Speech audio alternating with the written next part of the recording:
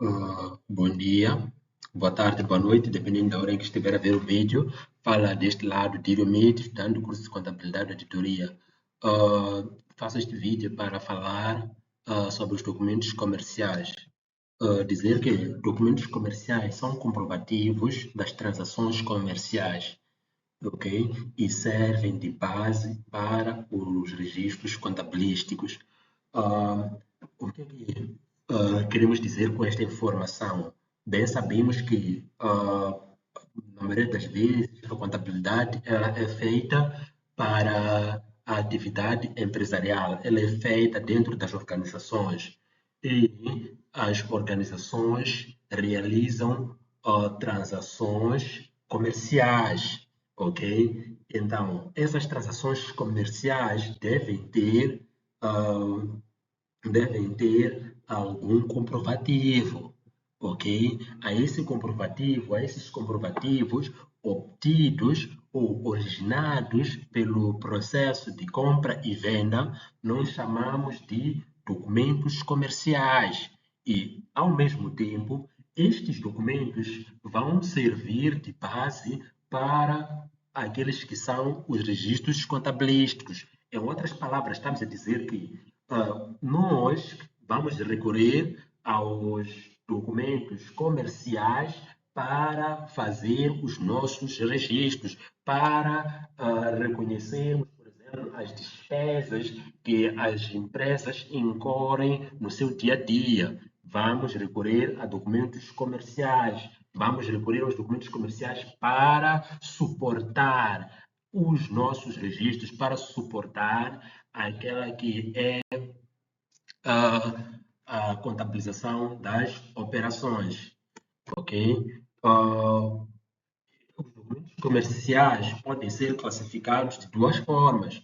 Ah, Temos documentos comerciais internos, que são aqueles que justificam as transações dentro da empresa. Temos, por exemplo, a requisição de materiais de um departamento para o outro dentro da empresa, ok? Temos, por exemplo, a questão da folha de salários, ok? Estes são alguns exemplos daquilo que são documentos internos, ou seja, documentos comerciais internos são aqueles que têm validade dentro da empresa, dentro da organização. Ok? E temos também documentos externos, que são aqueles que vão ajudar-nos a justificar as transações dentro e fora da empresa. Ok? Falamos, por exemplo, de uma nota de encomenda, falamos de uma fatura, falamos de um recibo. Estes documentos, eles justificam as transações dentro e fora da empresa, ok? Vamos lá. Quando nós temos um recibo, por exemplo, nós sabemos que o recibo ele vai envolver mais de uma instituição, vai envolver a instituição compradora, vai envolver a instituição vendedora. Este mesmo documento, então, ele é externo por ter vamos lá, função dupla, ok? Internamente, ele é reconhecido, significa uma coisa, por exemplo, estamos a falar do recibo, internamente, ele significa que nós, se nós somos os compradores, significa que nós pagamos uma determinada fatura, ok? E fomos dados, por exemplo, o recibo. Se nós somos o comprador, significa que nós pagamos e alguém passou-nos o recibo. É mais ou menos isso. Temos também a questão de contrato de compra e venda. Dizer que um contrato de compra e venda é um contrato pelo qual um dos contraentes, neste caso o vendedor, transmite a propriedade de um bem ou de um direito a outro contraente, designado comprador, mediante um preço previamente combinado, ok? E quanto às condições de compra e venda, podemos destacar aqui que antes de proceder a qualquer encomenda, tem que se responder algumas questões, ok? Arrolei aqui umas duas questões, como sendo a primeira, o que comprar, em que condições comprar. É necessário, portanto, proceder à escolha da mercadoria, quer em qualidade, quer em quantidade, ok? Temos que também fixar as condições como prazo de entrega, local de entrega, o preço e a forma de pagamento, ok? E o outro ponto que pode se levantar ainda com relação às condições de contrato de compra e venda tem a ver com os incoterms.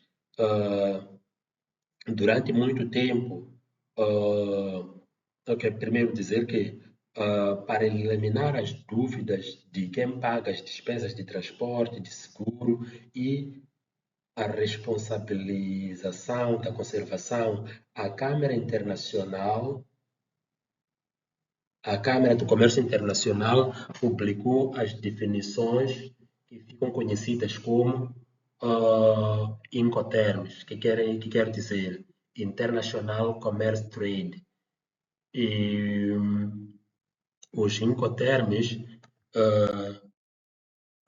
estão subdivididos da seguinte forma. Temos Incoterms, ou seja, quando falamos de Incoterms, estamos a falar de uh, um conjunto de regras, condições que devem ser obedecidas, ou seja, os incoterms eles vão delimitar a responsabilidade do fornecedor, assim como do vendedor, num processo de compra e venda.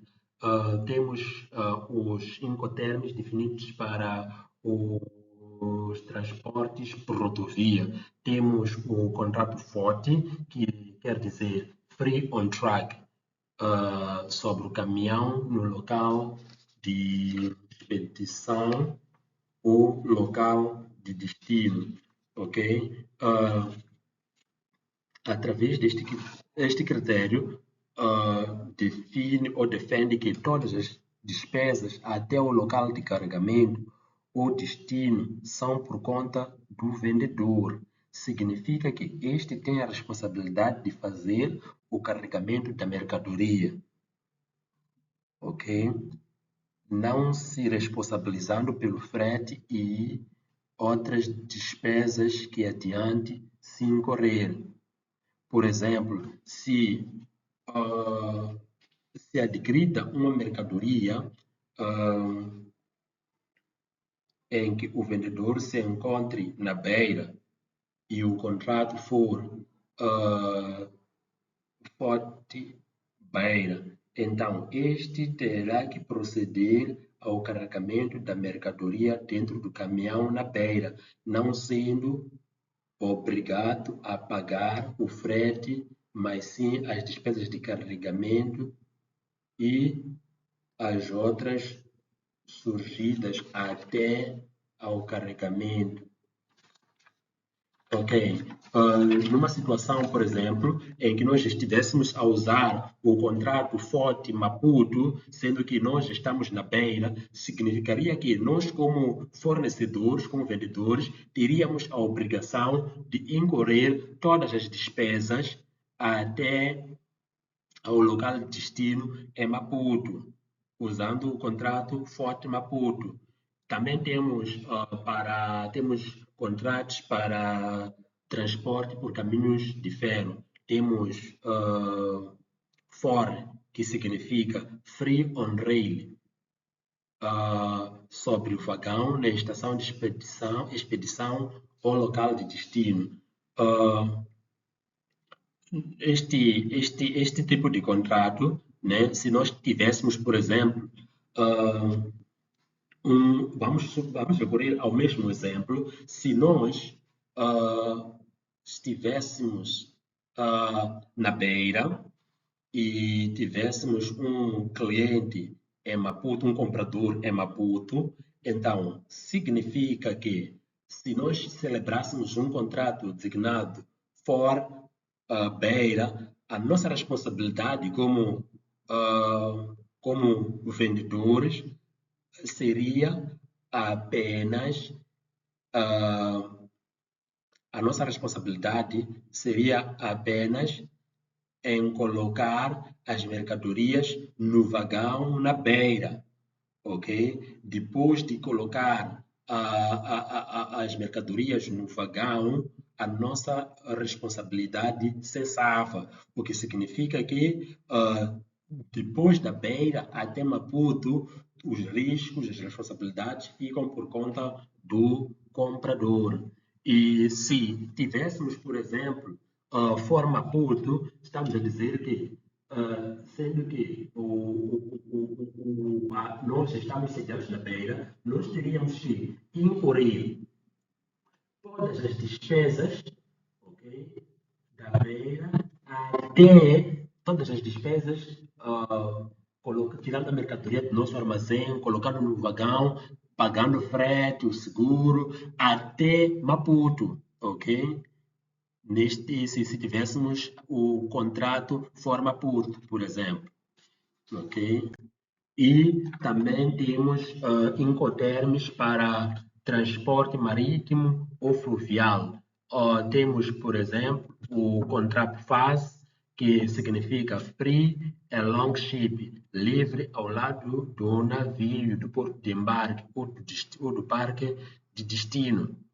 Então, de acordo com o contrato FAS, podemos dizer que o vendedor tem a responsabilidade de incorrer todas as despesas, ok, a partir do seu armazém até colocar as mercadorias ao lado do navio. Ou seja, as responsabilidades do vendedor seriam de tirar a mercadoria do seu armazém até ao lado do navio. Colocando as mercadorias ao lado do navio, aí cessavam as suas obrigações, as suas responsabilidades diante de um contrato FAS, ok? Temos um segundo contrato, que é o contrato FOB, Free on Board, porto de embarque, ok?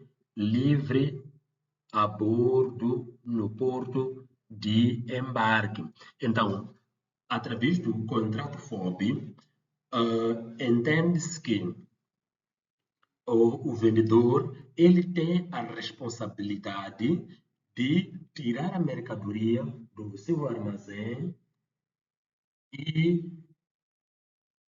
colocar dentro do navio. A responsabilidade do vendedor neste tipo de contrato, ela vai cessar a partir do momento em que em que ele conseguir colocar a mercadoria dentro do navio, ok? Então, colocando a mercadoria dentro do navio, a sua responsabilidade termina. O que acontece depois não é por sua conta, ok? E para o transporte marítimo temos um terceiro contrato, que é o contrato CIF. Este contrato vai incorporar este contrato. O CIF é uma abreviatura da língua inglesa que quer dizer Cost, Insurance and Freight, ok? Porto de destino livre no porto de destino. Então, este contrato CIF é o contrato que, vamos lá, é um dos contratos mais extensos, ok? Mais extensos por quê? Porque ele vai incorporar todas as despesas, todos os custos a partir do local de saída, ok, da praça do vendedor até ao porto de destino. E o vendedor, neste tipo de contrato, ele se responsabiliza por todas as despesas. Estamos a falar desde o carregamento, vamos lá primeiro, estamos a falar do transporte da mercadoria do seu armazém até ao porto. Chegando no porto, o vendedor tem a responsabilidade de pagar o carregamento da mercadoria para dentro do navio, tem que pagar também a questão do transporte, tem que pagar a questão do seguro das mercadorias, assim sucessivamente. Então, a responsabilidade do vendedor, neste caso, só vai terminar quando a mercadoria chegar no porto de destino. Ok? Então, ainda sobre os incoterms, é importante frisar que estamos a falar de responsabilidade, tipo quem paga, ok? Então, através dos contratos que fiz menção lá atrás, é possível saber quais são as responsabilidades que cada um dos intervenientes tem, ok? E também é importante frisar que, apesar das responsabilidades em algum momento recaírem sobre o vendedor, não significa que ele não vai reaver o valor. Ele vai reaver o valor e vai incorporar num documento que veremos mais pela frente, num documento chamado fatura. Ok? Também, dentro dos documentos comerciais, é importante verificarmos aquilo que são os descontos e abatimentos. Dizer que, com o objetivo de incrementar as vendas, é corrente os vendedores, mediante certas condições, concederem aos seus clientes descontos de natureza comercial ou financeira. Descontos comerciais são as reduções do preço ou abatimentos que resultam da aquisição de grandes quantidades ou de fornecimento de um produto ligeiramente diferente do encomendado, ok? Então, descontos comerciais, em outras palavras, são descontos que são dados ao cliente no momento da compra, ok? Com o intuito de reduzir o valor da fatura. Temos aqui como exemplo, temos descontos de revenda, ok? Desconto de revenda é mais ou menos aquele tipo de desconto que é dado àqueles que são chamados de maguefas, por exemplo, para que consigam ter uma margem. Temos descontos de qualidade. Este é um outro tipo de desconto que é dado ao cliente quando a qualidade que ele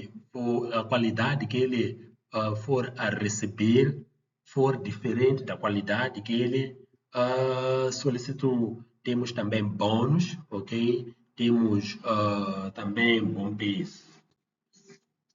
E ainda sobre descontos e abatimentos, temos aqueles que chamamos de descontos financeiros, que são as reduções da dívida por antecipação do pagamento, ok? Estas reduções até podem ser de dívidas que não tenham sido originadas por transações de mercadorias, poderão ter sido, por exemplo, de compra ou venda de imobilizado, ok? Ou de empréstimos de valores em dinheiro, por exemplo, desconto de pronto pagamento, descontos por antecipação de pagamento. Então, descontos financeiros são aqueles que ocorrem quando há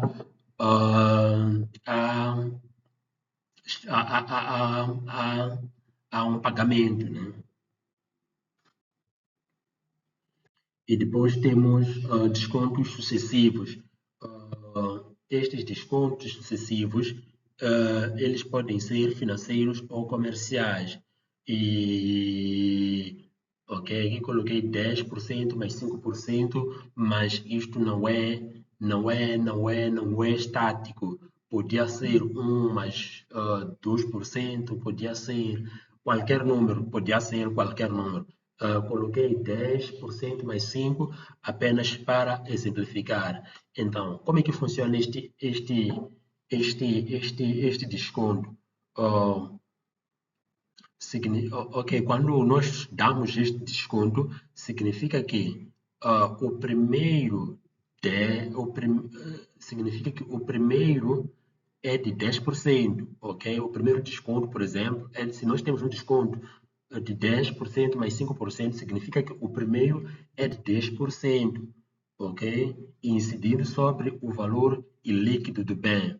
Ok? Quando estamos a falar, estamos a dizer que se nós temos, por exemplo, estamos a vender uma viatura avaliada em 1 milhão de meticais, por exemplo, e nós damos um desconto sucessivo de 10% mais 5%, estamos a dizer que sobre 1 milhão nós vamos aplicar 10%, ok?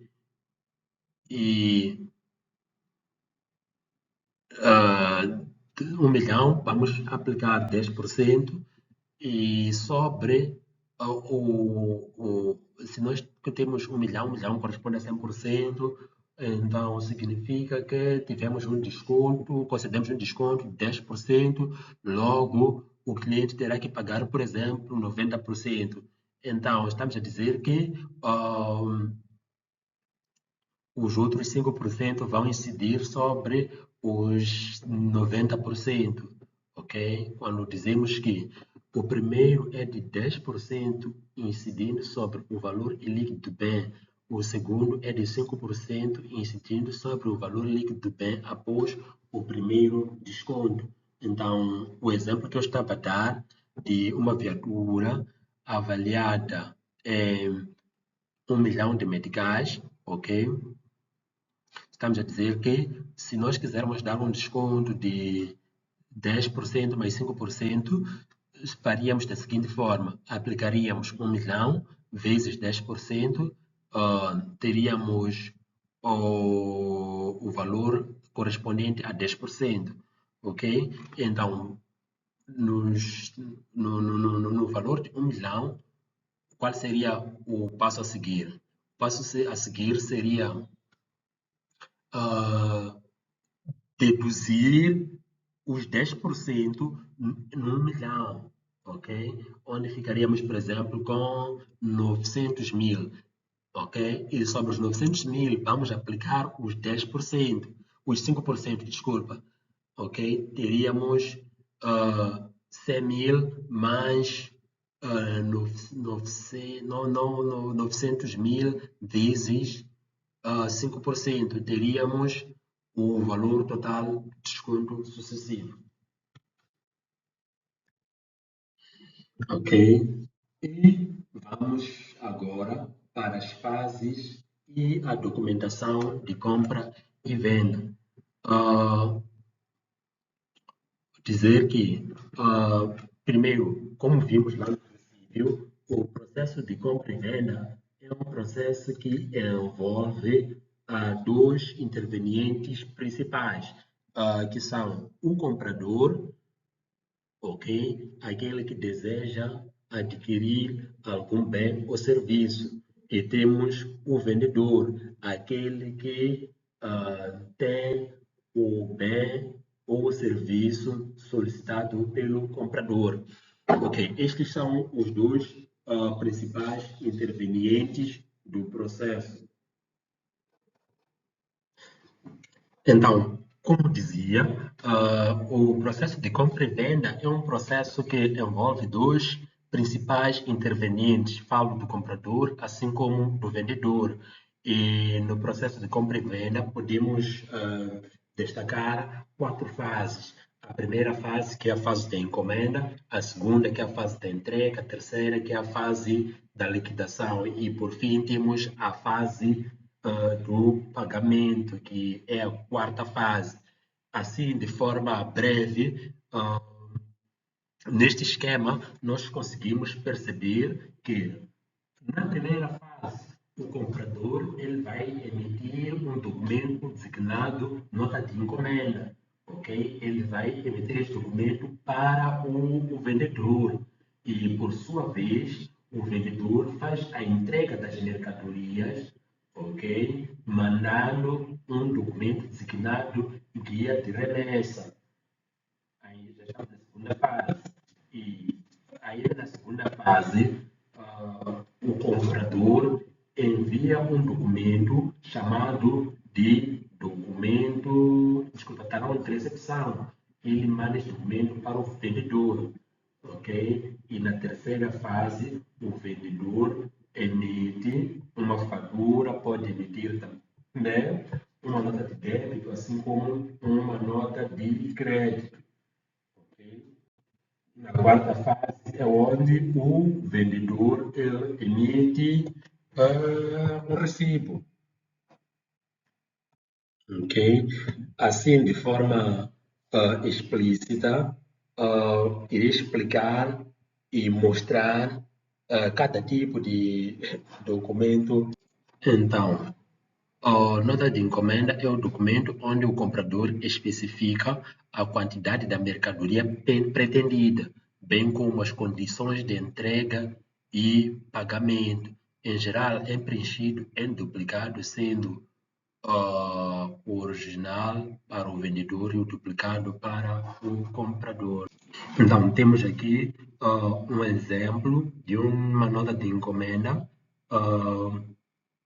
Temos neste campo, cá do lado esquerdo, o nome do emitente, emitente ou emissor. Temos cá do lado esquerdo os dados do emissor do documento e cá do lado direito os dados do receptor, né? Este documento é emitido pelo comprador, não, pelo comprador, sim. Então, cá deste lado, do lado esquerdo, direito, temos os dados do fornecedor. Então, neste documento, o vendedor vai especificar, ok, as quantidades, as unidades e a descrição dos produtos que ele precisa.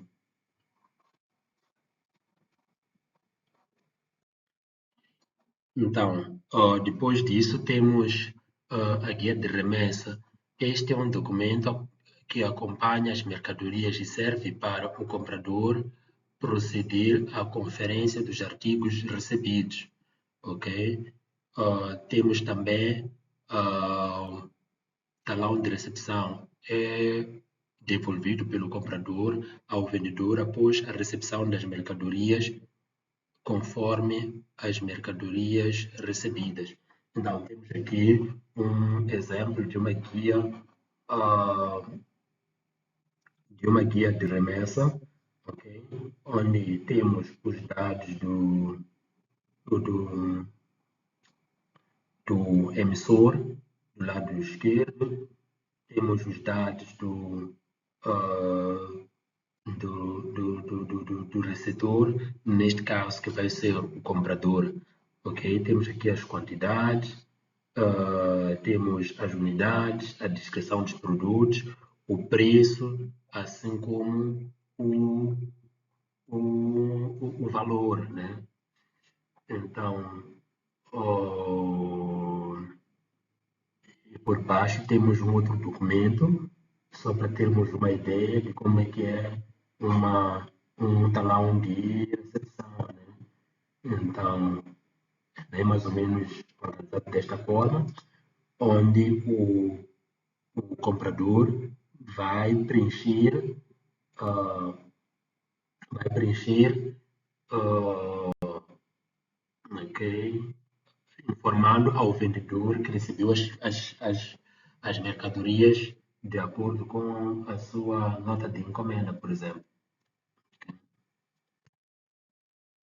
E na terceira fase temos a emissão. Na terceira fase, que é a fase da liquidação, o vendedor indica ao comprador o montante em dívida, tendo em conta que o valor em dívida vai ser igual ao valor das mercadorias solicitadas, menos os descontos, concedidos, mais as despesas de compra, é onde entram os incoterms, por exemplo, mais o IVA, ok? Neste nível, nós temos a fatura, que é um documento, ok? Que comprova a dívida. Ok. Fatura é o documento mais importante do contrato de compra e venda. É este o que comprova oficialmente a compra. A fatura pode ser emitida até ao quinto dia após a realização da operação. Por isso, pode ou não acompanhar as mercadorias. O que queremos dizer com isso? Queremos dizer que não é imperioso que a fatura esteja, vamos lá, com as mercadorias. Por exemplo, no dia em que nós vamos entregar as mercadorias, o dia em que nós vamos entregar as mercadorias pode não ser o mesmo dia que nós vamos entregar a fatura, ok? Não é o mesmo dia, pode não ser o mesmo dia. Não sei se é pela lei ou o que, mas o vendedor tem um espaço de até 5 dias para emitir a fatura. Aqui temos o exemplo de uma fatura, ok? Temos aqui no lado esquerdo, ok? Temos os detalhes do emissor, que é o vendedor. Depois temos os dados no lado direito do, do comprador. Temos a referência da fatura, ok? Temos as quantidades dos produtos, as quantidades e os produtos fornecidos, as suas referências, o preço unitário, assim como o valor. Temos aqui as despesas que o contrato, né, neste caso aqui, usou-se o contrato FOB. Temos aqui as responsabilidades do vendedor, aquilo que o vendedor pagou e que terá que ser reembolsado pelo comprador, né? Temos aqui também a questão dos descontos que está incorporada, né? Como bem dissemos, os descontos eles servem para reduzir o valor da fatura, ok? Então, este é um exemplo prático daquilo que é uma fatura. E ainda na terceira fase, nós temos mais dois documentos. Vou falar de um agora, que é a nota de débito, que é o documento que retifica positivamente o valor da fatura. Quando o vendedor, por lapso, se esqueceu de mencionar alguma despesa por conta do comprador ou errou algum cálculo, este documento indica que o remitente lançou uma operação positiva a seu favor na conta corrente. Quer dizer, numa situação em que, vamos lá, passamos mal a fatura, calculamos mal os valores da fatura e tudo mais, ao invés de rasurar, ao invés de cancelar aquela fatura, nós vamos recorrer a uma nota de débito para corrigir a fatura, ok? A nota de débito ela serve para retificar de forma positiva o valor da fatura, ou seja, a nota de débito ela favorece ao vendedor.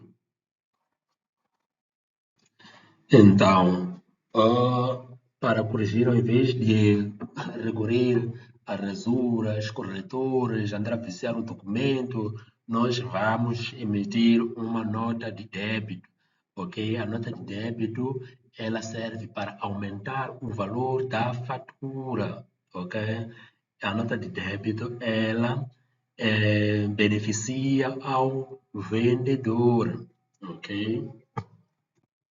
E depois temos um outro documento chamado nota de crédito, ok? Este documento retifica negativamente o valor da fatura. ok? O da dívida, pelo que indica que o remetente lançou uma operação negativa na conta corrente. Vamos lá supor que estamos diante de uma situação em que esquecemos de fazer menção de um desconto. Esquecemos de fazer menção de um desconto que nós concedemos ao nosso cliente. Então, numa situação dessas, ao invés de cancelar a fatura, rasurar ou que nós vamos emitir um documento chamado nota de crédito. Este documento serve para reduzir o valor da dívida, serve para reduzir o valor da fatura, ok? É um documento retificativo que diminui o valor da dívida, ou seja, diminui o valor da fatura. Temos aqui um exemplo, ok? No caso vertente, o fornecedor esqueceu-se de pode talvez até ter comentado com o vendedor, com o comprador, de que lhe daria um desconto de 5%, mas no momento da emissão da fatura, por lapso, esqueceu-se de emitir, esqueceu-se de colocar lá o valor de desconto.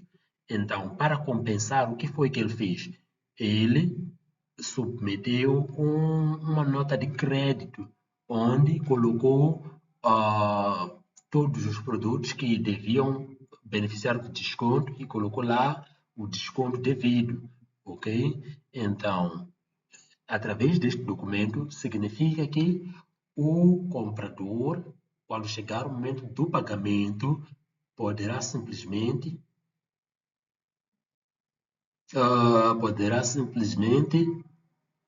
ah, abater o valor da nota de crédito ao valor da fatura.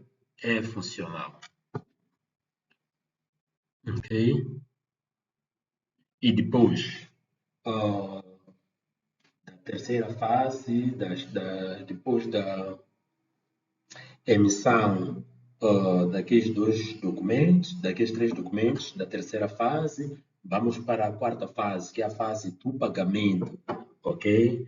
Ah, O pagamento insere o contrato de compra e venda e consiste na entrega do documento ao vendedor, ok, do valor em dívida.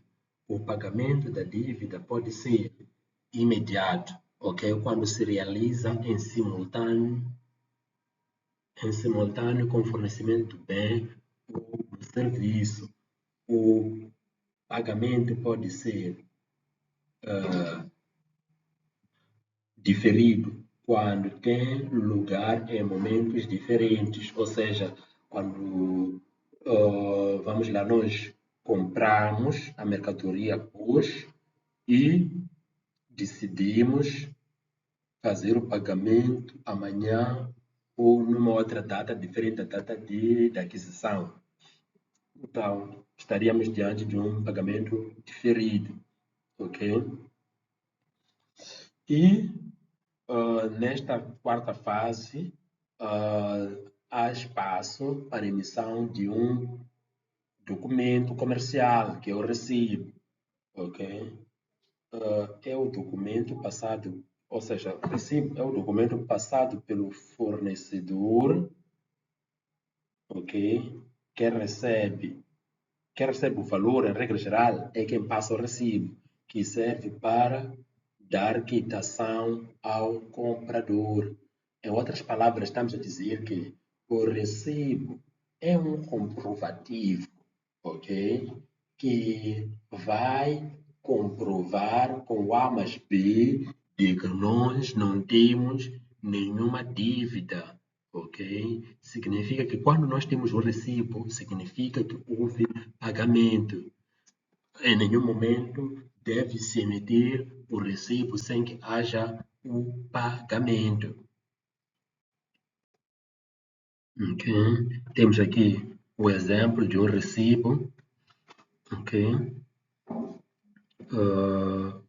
Temos o nome do emissor, temos o número, a referência do documento, e temos aqui os detalhes todos que devem constar, esses são os dados que devem constar numa fatura, data de pagamento, assinatura, assim sucessivamente. Então, importa referir que o recibo poderá ok. Há circunstâncias em que a fatura ela serve como recibo nas situações em que o vendedor coloca, carimba com o carimbo pago ou recebido, ok? Então, essa fatura que vem a designação pago, ela passa a chamar-se de fatura recibo. Ok? Uma pequena observação. Quando as fases de liquidação e pagamento se processam em simultâneo, poderá ser emitido um documento designado de venda a dinheiro, ou VD, ok? Que funciona como recibo, dispensando dessa forma a emissão da fatura. Obrigado pela atenção dispensada. A minha apresentação termina por aqui. Obrigado.